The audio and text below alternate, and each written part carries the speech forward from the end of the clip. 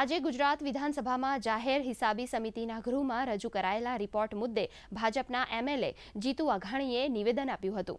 તેમણે જણાવ્યું હતું કે 2 વર્ષમાં કુલ 4 અહેવાલ મૂકવામાં આવ્યા છે અને શાસક તેમજ વિપક્ષ પણ આ કમિટીમાં હતો. તો વિમાન ખરીદી અંગે કોંગ્રેસના ધારાસભ્ય વિમાલ ચુડાસમાએ પ્રશ્ન કરતા કહ્યું હતું કે સરકાર વિમાનની ખરીદી કરે છે, પરંતુ ખેડૂતોની દેવા માફી માંગે માટે નાણાં નથી. તો SC/ST સમાજના એટ્રોસિટી એક્ટ કમિટી અંગે ગૃહમાં કોંગ્રેસ એમએલએ અમિત ચાવડાએ પ્રશ્ન કર્યો હતો. વિધાનસભા સત્રમાં રાજ્ય કક્ષાની તકેદારી અને મોનિટરિંગ સમિતિનો પ્રશ્ન અહેવાલમાં ગૃહનીમાં ચર્ચાની એરણ પર હતો. અમિત ચાવડાએ મોનિટરિંગ સમિતિની મીટિંગ અંગે સરકાર પાસે હિસાબ માંગ્યો હતો. તો જવાબમાં ગૃહ રાજ્યમંત્રી હર્ષ સંઘવીએ જણાવ્યું હતું કે કમિટીની બેઠકમાં એમએલએની હાજરી જરૂરી છે અને રાજ્યના તમામ સમાજ સુરક્ષિત રહે તે માટે દર 3 મહિને બેઠક મળશે.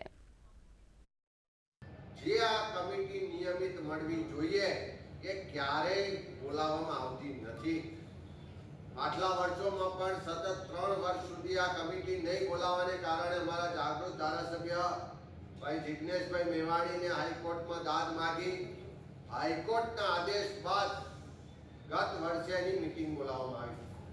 આજે પ્રશ્નોત્તરીમાં પૂછવામાં આવ્યું કે છેલ્લા 2 વર્ષમાં કેટલી મીટિંગ બોલાવી, તો 2 વર્ષમાં ફક્ત એક જ મીટિંગ બોલાવવામાં આવી છે અને એ મીટિંગ બોલાય પણ આજે 6 મહિનાનો સમય થઈ ગયો, તેમ છતાં બીજી મીટિંગ બોલાવવામાં નથી આવી એવું જવાબમાં આપ્યું છે.